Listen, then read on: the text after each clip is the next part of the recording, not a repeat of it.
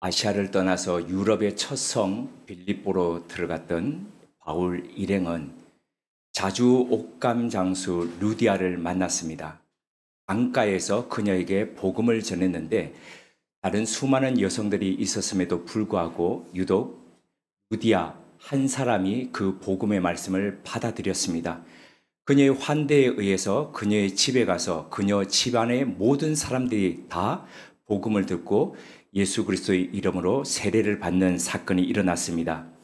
이렇게 해서 빌립보 교회, 유럽에서 첫 번째 세워졌던 교회가 시작되었습니다. 지난 시간에 살펴본 내용입니다.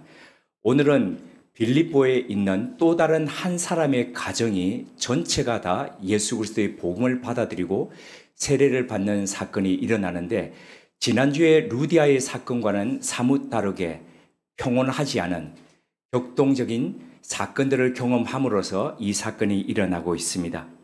그것은 시작은 선의로 행했던 한 행동 때문이었습니다. 16절을 보면 바울이 기도처를 오가며 모이는 몇몇 사람들에게 복음을 전하고 가르치고 있을 때였습니다.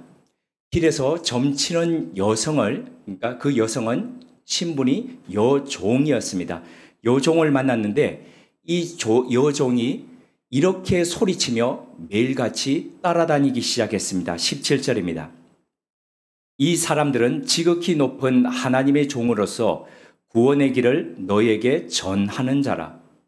바울이 누구인지 그리고 무엇을 하는 사람인지를 정확하게 알고 이야기하고 있었습니다.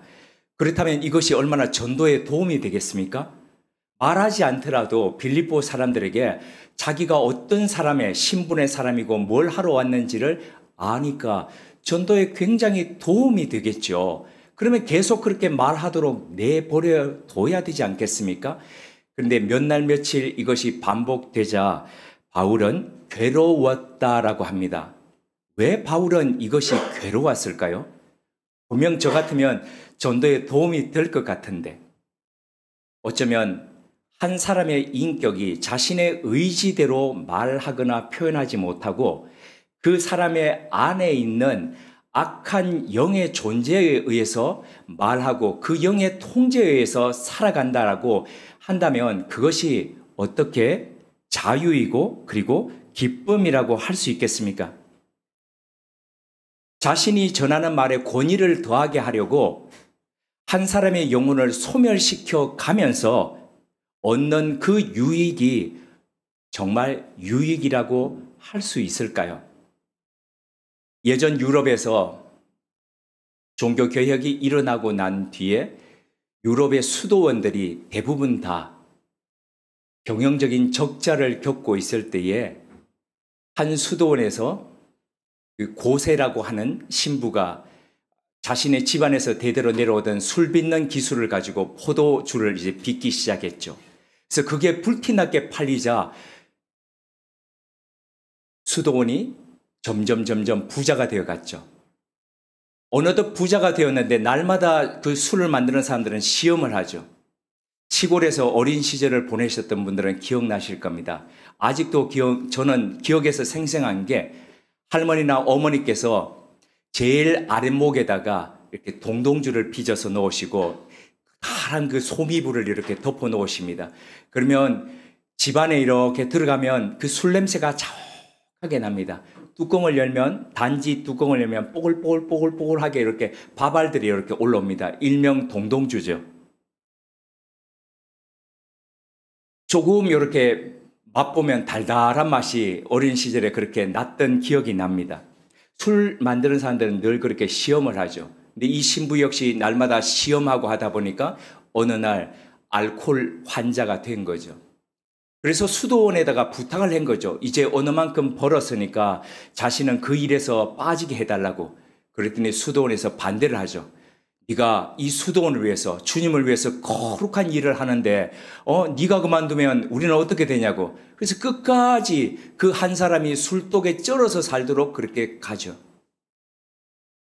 한 사람을 피폐화시키고 한 영혼을 망가뜨리면서까지 얻는 유익이 도대체 뭘까요?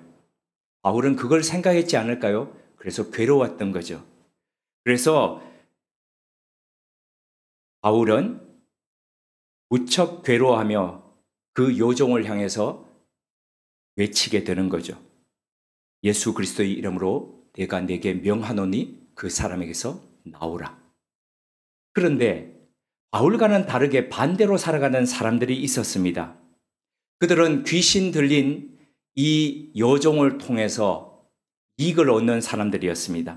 19절을 보니 요종의 주인들이라는 복수로 설명하고 있습니다. 아마도 2명 이상의 사람들이 공동 투자해서 이 여인을 이용해서 돈벌이를 하고 있는 그런 약탈 구조였던 것 같습니다. 자, 앞서 바울과는 참 괴로워했던 바울과는 너무나도 다른 상황입니다.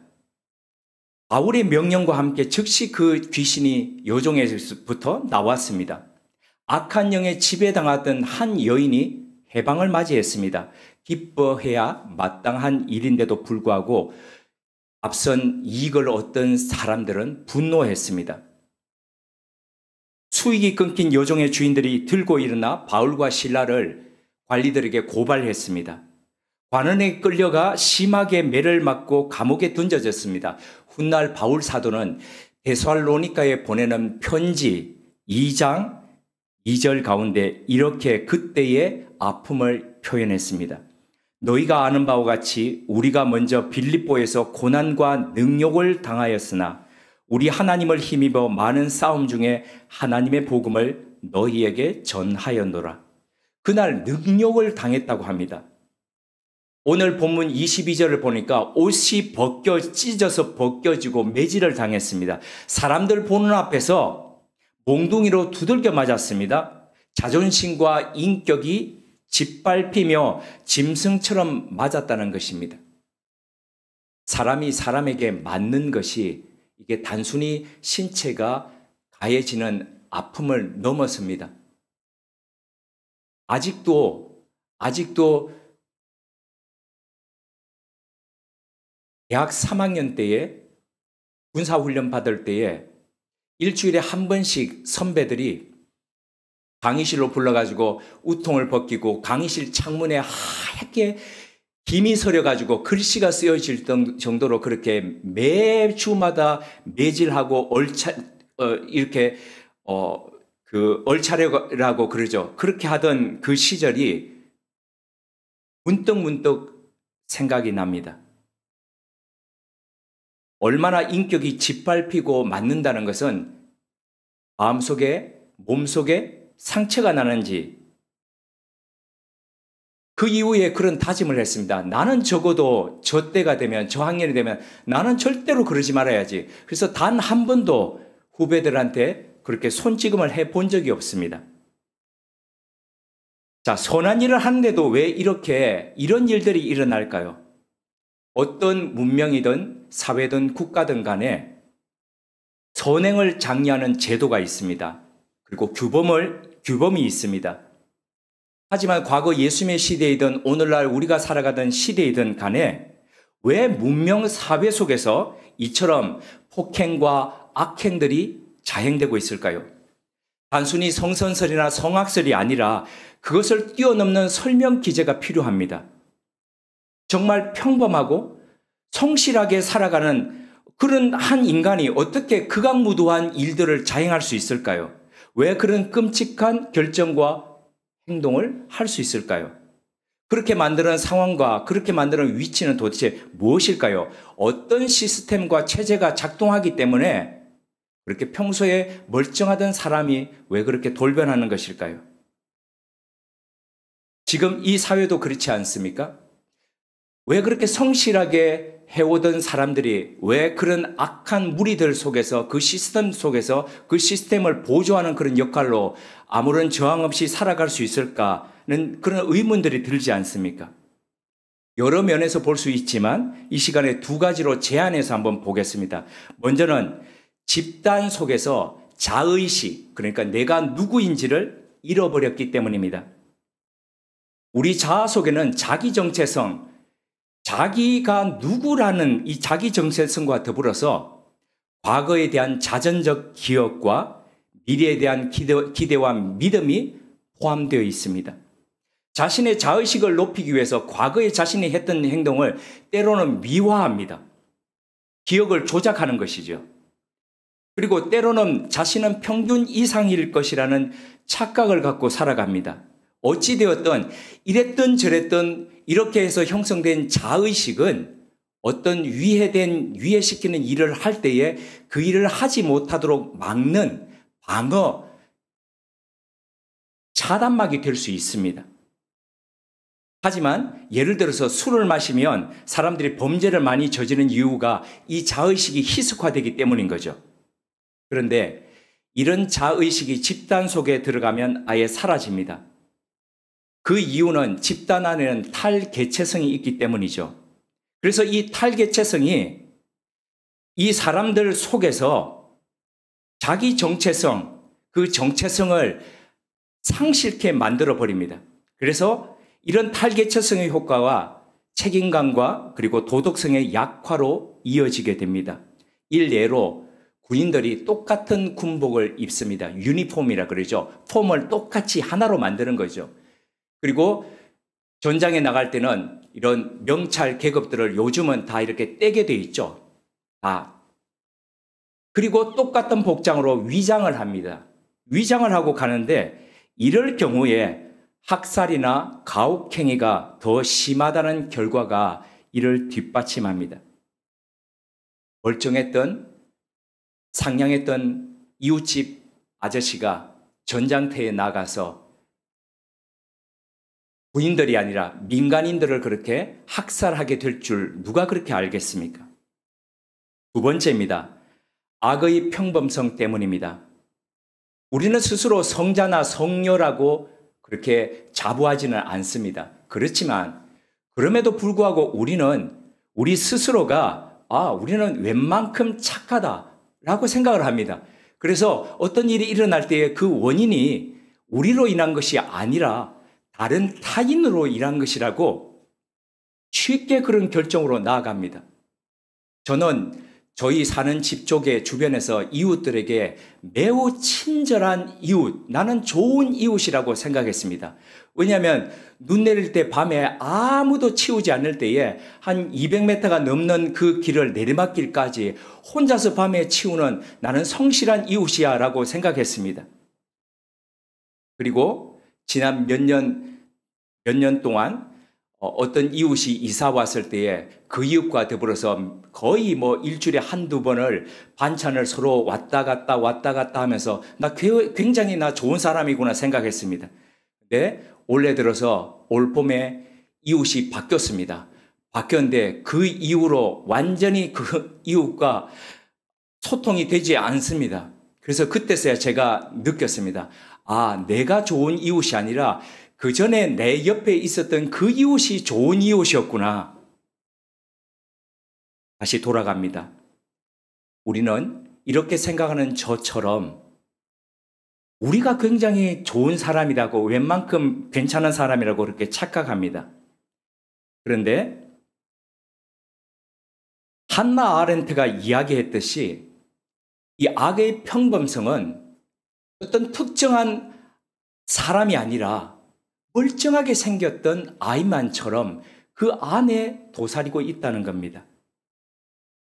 겉으로 보면 양심적인 사람 같은데 그런데 아니라는 겁니다. 연구 결과에 의하면 이런 그 아이만처럼 스스로 양심적이라고 생각하는 사람들이 본의에 훨씬 더 복종하기 쉽다고 합니다. 그래서 아닌 것은 아니라고 하면서 반대하지 않고 그 권위에 순복해서 그냥 같은 악의 구조를 만들어가는 역할들을 한다는 거죠. 앞서 살펴본 바와 집단성과 그리고 이 악의 평범성처럼 우리는 이 두 가지 관찰처럼 쉽게 우리는 우리의 체제 속에 순복하고 그리고 그 안에서 하나의 우리가 시스템의 한 부분이 되어서 그렇게 살아간다는 거죠. 그래서 불복종을 꺼려하면서 나름 성실하게 그렇게 간다는 겁니다. 마지막 노년을 제네바에서 보냈던 장자크 루소가 절제에 대해서 얘기했던 그 고백이 이런 우리의 모습을 설명한다고 봅니다. 인용해 드리겠습니다. 내가 살면서 저지른 모든 잘못은 심사숙고 끝에 나온 것이다. 반면에 얼마 안 되는 선행은 충동적으로 한 일이었다. 우리는 자신에게는 한없이 관대하지만 타인에게는 혹독하리만큼 엄격한 사람들이지는 않습니까? 개인의 의지도 중요하지만 뚜렷한 자기 인식과 꼼꼼한 대처가 우리가 했던 결심을 지켜가게 할 수 있어야 하지 않겠습니까? 그러니까 아무리 지난 한 해 동안 첫 번째 우리 많은 결심했지 않습니까? 12월에 제가 오늘 우리의 같은 공동 기도문 속에 넣어 놓았듯이 늘 12월에만 서면은 뿌듯함보다는 너무 많은 부끄러움이 드는 그 이유가 뭘까? 왜 이토록 굳은 결심을 했는데 왜 이토록 많은 회한이 남을까? 보니까 결심은 했는데 그 결심을 지킬 시스템을 만들지 못했던 것 아닐까라는 생각을 해보게 되었습니다. 보다 나은 보다 나은 사회를 만들어 가기 위해서, 형성해 가기 위해서 우리는 다음과 같은 이야기 속에 있는 시스템을 만들어 갔으면 좋겠습니다. 그것이 바로 오디세우스에 나오는 이야기입니다. 한국인들이 좋아하는 카페가 1번을 꼽으라면은 당연히 스타벅스이죠. 스타벅스라는 말은 모비딕이라는 그 백경이라고 번역되어 있는 거기 나오는 소설의 1등 항해사 이름이지 않습니까?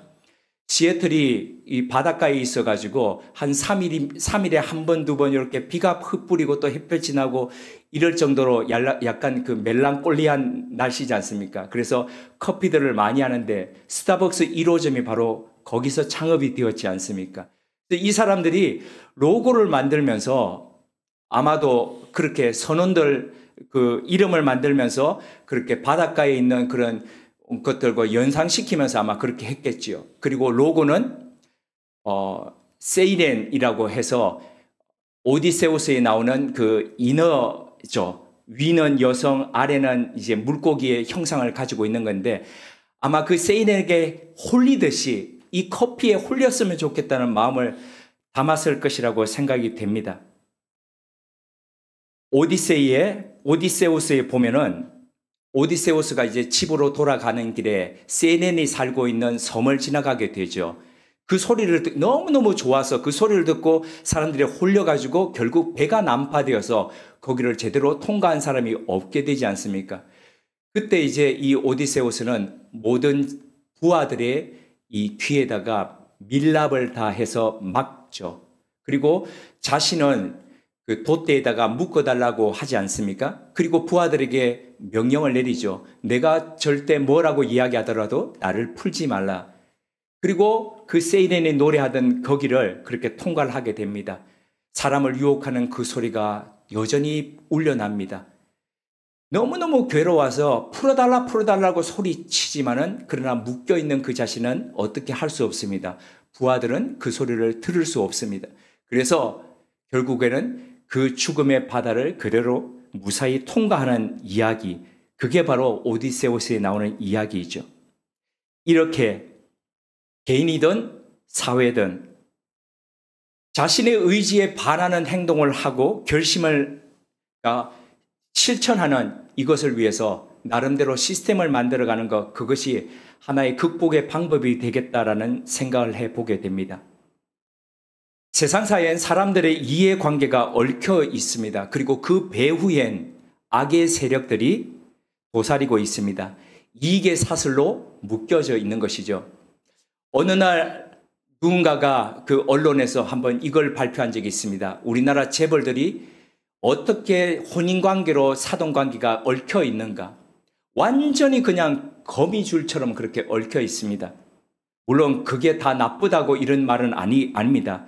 하지만 마치 옛날에 귀족들의 정략결혼처럼 왜 그들은 그렇게 결혼으로 얽혀 있을까요? 부정할지 모르겠지만은 서로의 이익을 보장하고 그 이익을 극대화하기 위한 아마도 방편이었을 겁니다.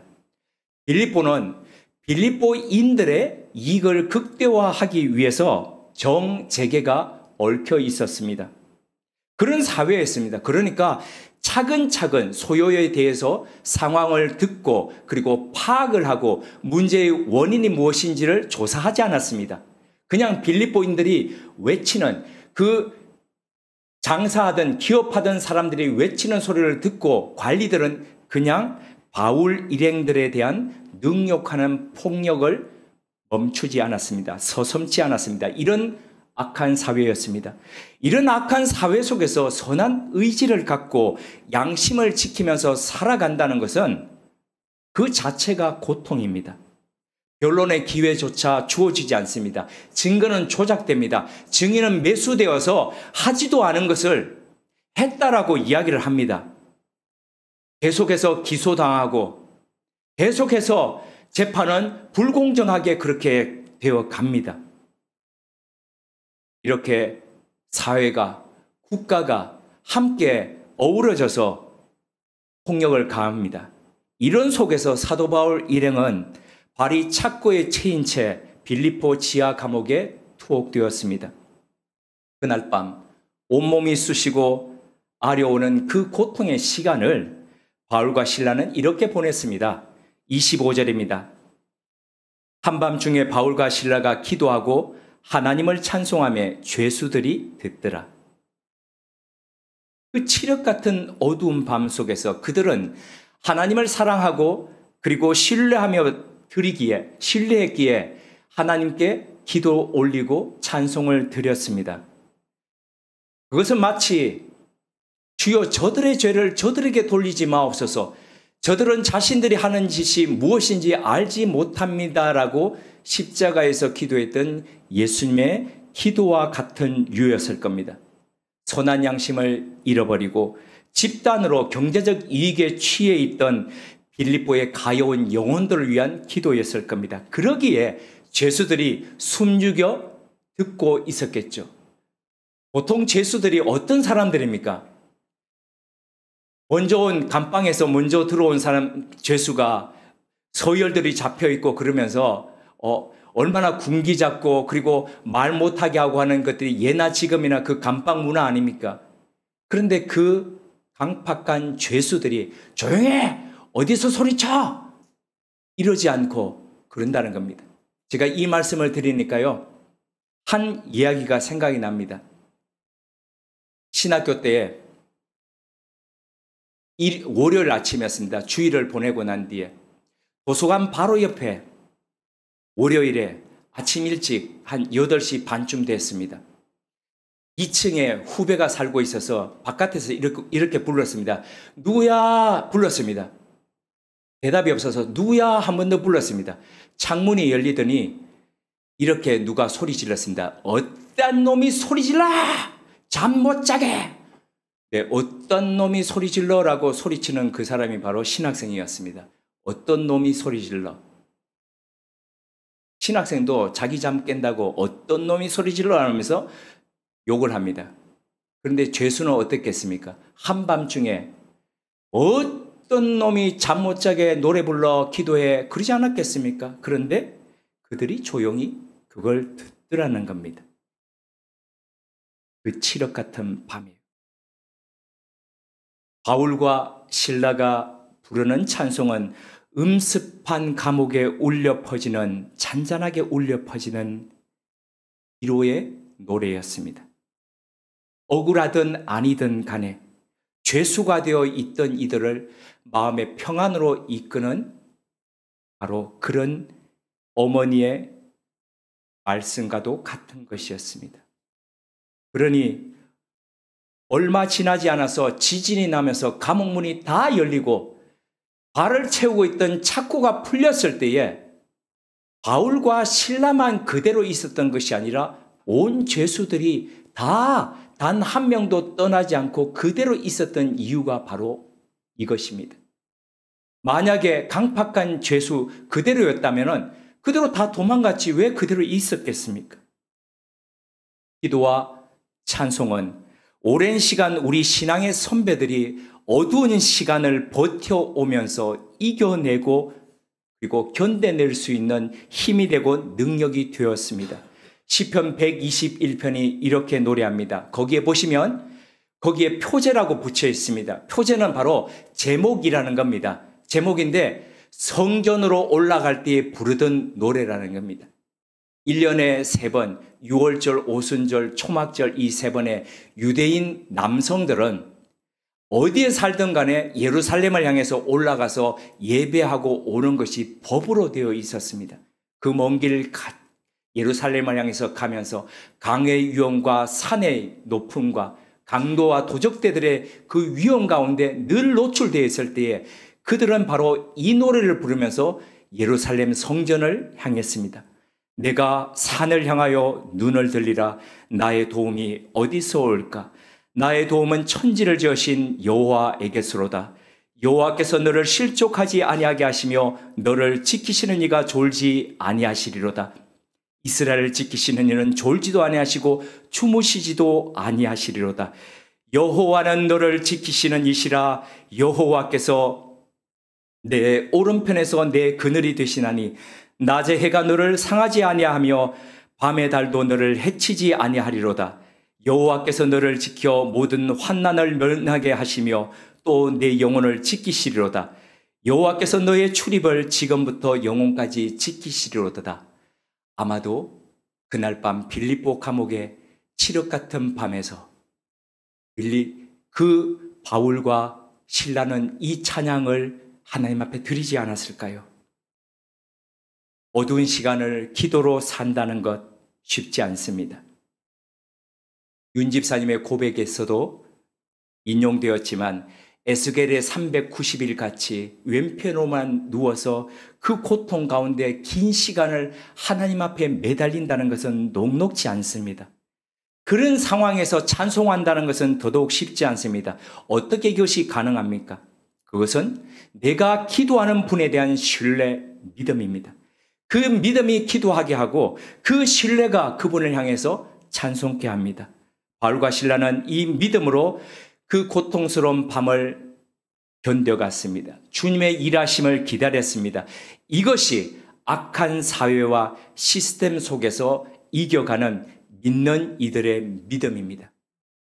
대림절 첫째 주일, 우리는 주님의 오심을 기억하면서 다시 오실 주님을 기다리시는 이 시간, 우리는 어떤 믿음으로 이 시간들을 견뎌가시렵니까?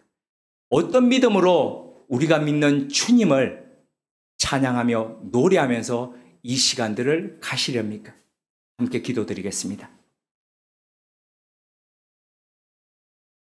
하나님, 악이 편만하고 그리고 악의 구조가 얽혀서 이걸 극대화하려는 이 사회와 구조 속에서 어떻게 믿음을 가지고 하나님 앞에 살아가야 될지 믿음의 선배들을 통해서 보여주시니 감사드립니다.